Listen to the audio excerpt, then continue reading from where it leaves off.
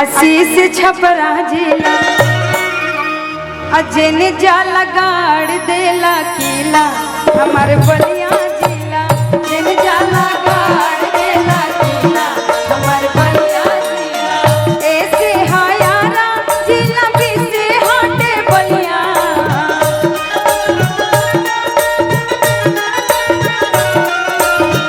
ऐसे हायारा जिला भी से हटे बलिया छपरा जिला शीशे छपरा जिला इन जाला गाड़ देला किला हमारे बलिया जिला इन जाला गाड़ देला किला हमारे आरा जिला।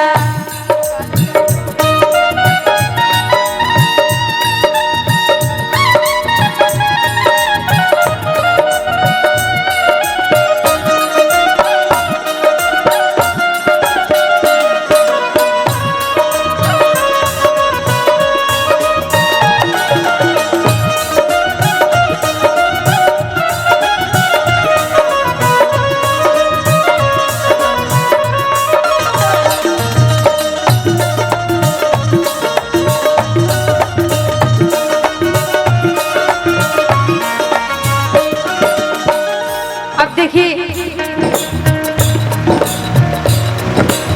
ये अंतराल में सभी ध्यान से सुनब जा। अभी जस्ट हम आईनी है जवान किशन कांत भैया जी से हम कहानी है कि भैया ये पद्दू अंतरा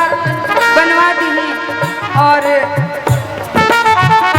भैया के ही ये अंतरा लिखल है जौन की सनी पांडे जी गईले रहे कि आगे बलिया पे गीत काफी ज्यादा वायरल रहे। यही जाके लोग सब